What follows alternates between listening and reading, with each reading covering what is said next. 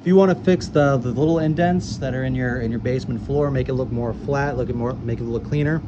First thing you're gonna need is the Durham's Rock Hard Water Putty. Get it on Amazon, you can get it on Lowe's, probably Home Depot, not too sure on that, you can check.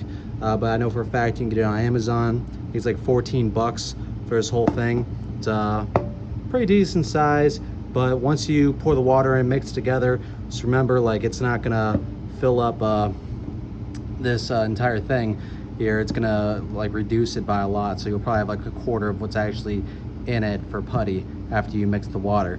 So you're gonna need this. I use a drywall tool to smooth it out. You're gonna need a little bucket or tote, pan, whatever you want to use to put it in and mix it. All right, you're gonna want to clean these out. After you clean the spots, you're gonna open the can. You're gonna pour some of it in there. It looks like baby formula. Pour what you think you need. And you're gonna add water to it. You gotta do it slowly, add a little bit by a little bit, because you can get the mixture wrong. You want it to be thick, like a putty. You don't want it runny, otherwise it won't adhere right. There we go. So this is how it should look after you're done mixing it. Should be thick, like a clay putty, and then you're just gonna want to smooth it into the cracks.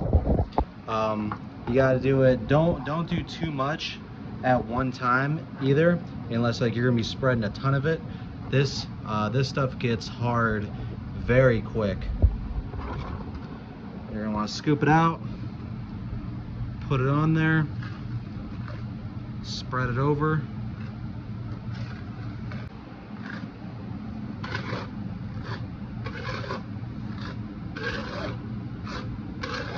It hardens extremely fast, very difficult to get off.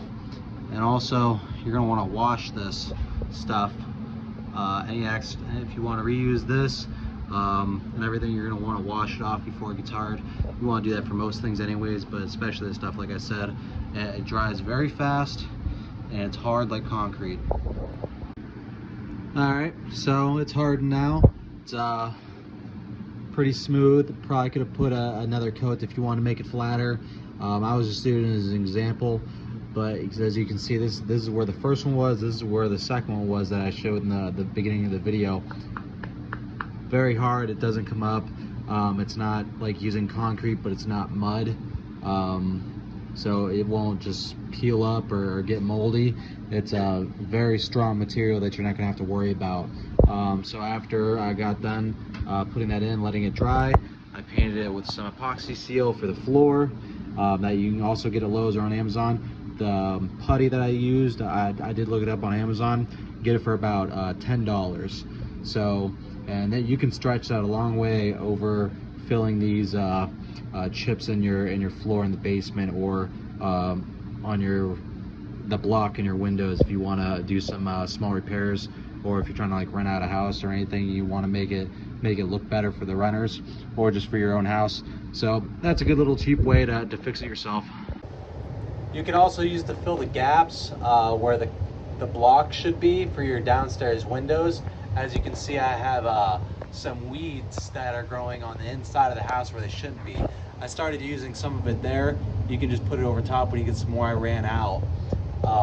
But you can use it to fill it in on the inside as well. If you have any of this kind of weeds growing on the inside, I used it on my other windows. I'll show you how those turned out in a second. So this is one of the block windows that I used it on right here. There were weeds and stuff and a big gap that was in between here too. But as you can see, I filled it, I painted it with some dry lock. So now, hard as a rock. Nothing's been growing in. I did this about a year ago, and I haven't had a single thing grow in the meantime.